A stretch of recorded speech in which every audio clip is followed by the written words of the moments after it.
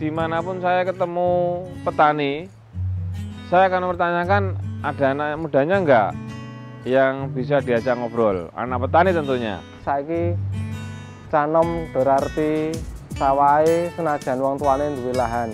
Jadi kalau kita pergi ke sawah itu kebanyakan ya orang-orang tua yang bertani, dan kita tuh berpikir bagaimana kemudian pertanian bisa dilanjutkan kalau misalnya tidak ada anak-anak mudanya. Ada mati di jalan, ada ribut huru-hara dengan polisi. Kita mulai pikir, daripada mati di jalan sampai ujung pohon, karena kalau sebelum mati kita buat sesuatu. Ini seri ke-6. Jadi kami menamakan dia kompor biomasa multifungsi.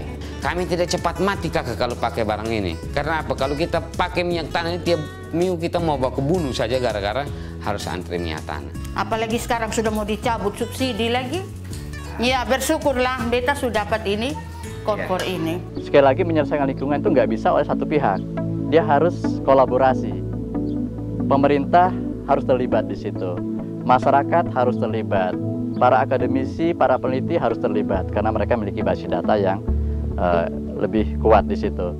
Swasta juga harus terlibat. Bagaimana membangun ini secara bersama-sama. Nah, inilah PR-PR yang sebenarnya kita coba bangun dalam semua program dilakukan. Kelima aspek ini harus bergerak secara bersama-sama. Terus terang kalau orang Biboki itu belis untuk perempuan itu sangat tinggi, dan akhirnya kita seperti dibeli begitu. Hidupnya seluruhnya tergantung pada suami saja waktu itu.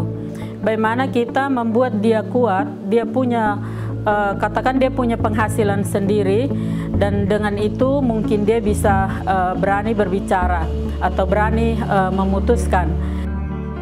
Kalau di tingkat masyarakat ya yang paling gencar sekarang isunya adalah pendekatan dengan isu sampah. Ini semua jadikan pembelajaran media, pembelajaran di sekolah.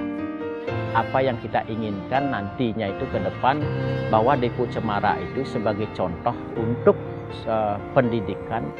Jangan pandang sampah sebagai musibah, tapi bila dipilah akan menjadi berkah. Bahkan kalau diolah akan menjadi rupiah. Nah, mungkin itu jadinya. Saat ini kan kondisi pangan kita sedang bermasalah. Semua mengandung residu pestisida. Kita tidak hanya menghasilkan nilai ekonomi dari sisi jualan sayur, tapi juga kita sisi dari jasa untuk menjadi seorang trainer pertanian organik. Nah, dengan sistem pertanian organik, kita secara pelan tapi pasti akan merubah ekosistem menjadi lebih baik.